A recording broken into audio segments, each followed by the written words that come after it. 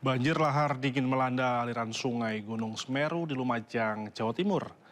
Banjir lahar terjadi karena intensitas hujan tinggi berakibatkan debit air naik.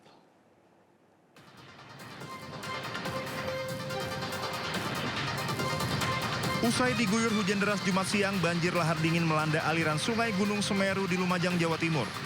BPBD Jawa Timur mencatat getaran banjir terekam seismograf dengan amplitudo maksimal 45 mm. Tidak ada letusan yang terjadi dari Gunung Semeru sebelum terjadinya banjir lahar dingin. Namun banjir lahar dingin terjadi karena intensitas hujan yang tinggi akibat naiknya debit air. Kepulan asap hasil letusan sekunder membumbung tinggi melintas di jembatan Limpas Sumber Langsep. Fenomena letusan sekunder terjadi ketika material banjir lahar hujan yang dingin bertemu dengan sisa material erupsi yang masih panas di dasar sungai. Reaksi ini menghasilkan uap dan asap tebal. Badan Geologi Kementerian SDM mengingatkan masyarakat mewaspadai ancaman bencana susulan berupa aliran lahar dingin Gunung Semeru menyusul tingginya intensitas hujan dalam 2 hari terakhir. Tim Liputan Anyus melaporkan. Diduga remblong, truk tronton pindah jalur dan menabrak kendaraan lain di ruas tol ABC dalam kota Semarang, Jawa Tengah. 2 korban tewas, sejumlah orang luka-luka akibat kecelakaan beruntun.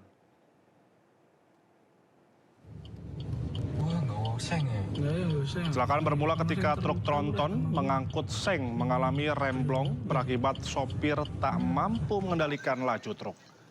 Truk membanting pengemudi berpindah ke jalur berlawanan sehingga menabrak sejumlah kendaraan di depannya. Kecelakaan beruntun melibatkan 2 truk dan 2 mobil. Pengemudi mobil dan kondektur truk tronton tewas. Muatan truk berupa seng berhamburan di jalan tol mengakibatkan kemacetan parah dari dan menuju kota Semarang. Polisi memeriksa saksi dan menggelar olah tempat kejadian perkara.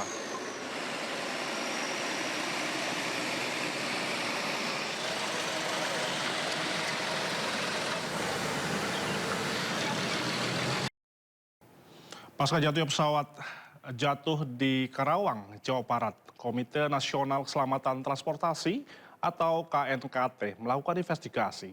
Sementara jadwal evakuasi masih menunggu hasil penyelidikan selesai.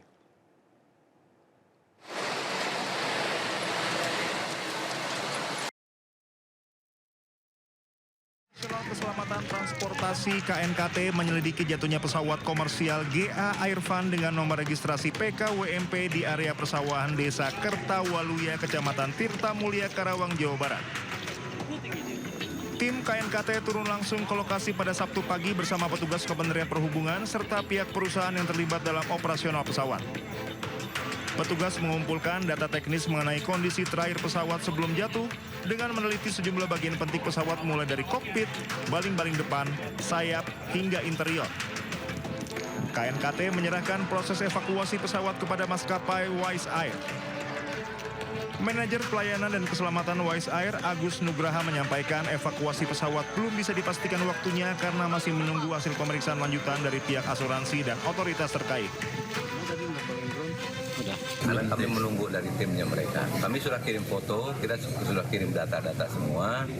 Nah, timlah mereka yang akan menentukan. Jadi kami hari ini masih tetap berada di sini untuk menunggu dari teman-teman dari asuransi. KNKT sudah menyatakan pesawat ini dalam tidak layak terbang. Berarti pemeriksaan KNKT sudah selesai juga hari ini? Pemeriksaan KT secara fisik, Pak. Secara fisik sudah cukup. Sudah cukup? Ya, tapi untuk selanjutnya kan mereka akan meneliti kenapa ini bisa terjadi. Bukan siapa yang salah, tapi kenapa ini bisa terjadi. Pasti ada sesuatu yang harus diperbaiki. Dan hasil akhir dari KNKT bukan menyalahkan, tapi memberikan satu rekomendasi untuk perbaikan ke depannya seperti apa. Hasil penyelidikan lebih lanjut diharapkan dapat memberikan kepastian mengenai faktor penyebab jatuhnya pesawat, sekaligus menjadi dasar bagi maskapai dan otoritas penerbangan dalam menentukan langkah berikutnya. Dari Karawang, Jawa Barat, Rudi Setiawan, Anyus melaporkan. 5 awak pesawat Wise Air yang jatuh di Karawang akhirnya dipindahkan ke salah satu hotel di wilayah Purwakarta. Mereka dipindahkan untuk proses pemulihan setelah menjalani perawatan awal.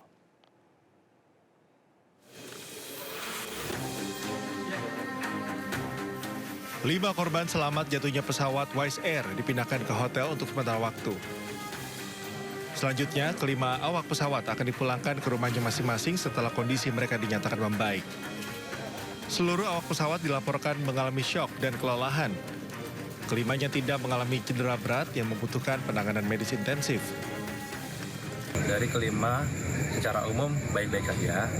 Ada satu, yaitu pilotnya, karena memang masih shock, jadi tekanannya, tensinya agak tinggi. Tapi secara umum sih baik-baik saja. Hingga saat ini, pihak maskapai belum memberikan keterangan terkait detail insiden yang menyebabkan pesawat tersebut terjatuh.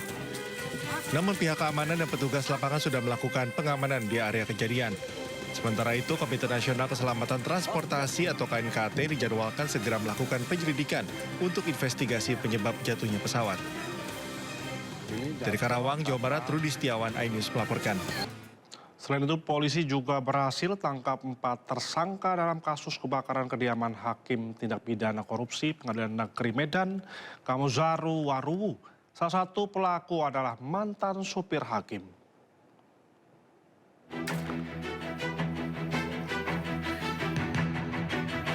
Satreskrim Polrestabes Medan mengungkap kasus pembakaran rumah Hakim Pengadilan Negeri Medan, Kamozaru Waruwu.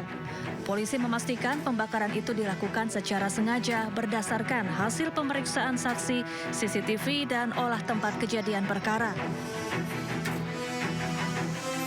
4 orang pun ditangkap dan dijadikan tersangka. Motif para tersangka ini karena sakit hati pada korban hingga merencanakan pembakaran dan pencurian. Sementara otak pelaku pembakaran adalah mantan sopir pribadi Hakim, Fahrul Aziz Siregar.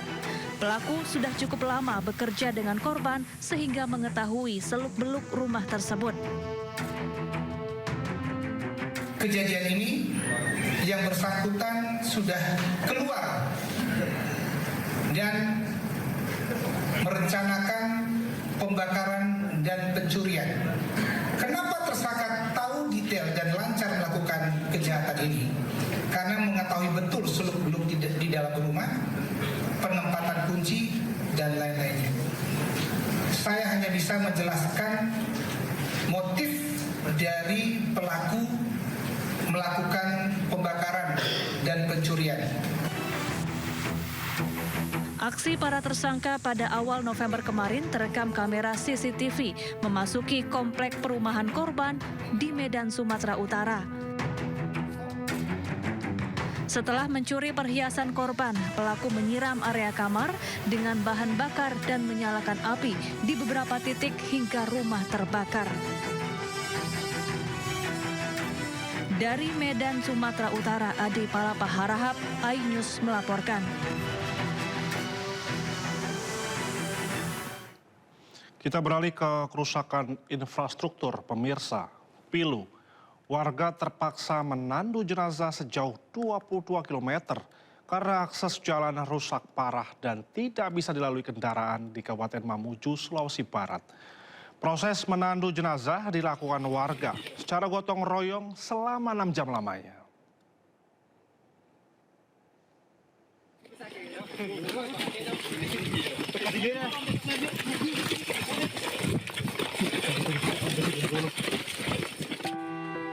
Inilah momen perjuangan warga menandu jenazah menggunakan bambu yang diberi kain sarung. Video yang terekam warga itu berlangsung dari Desa Taan menuju Desa Bela di Kecamatan Tapalang, Kabupaten Mamuju, Kamis lalu. Jenazah yang ditandu adalah warga setempat bernama Naharudin berusia 50 tahun yang meninggal di Desa Saleto pada Selasa 18 November lalu. Lantaran akses jalan menuju kampung halamannya di Desa Bela rusak parah dan tidak dapat dilalui mobil ambulans, warga terpaksa menandu jenazah almarhum sejauh 22 km.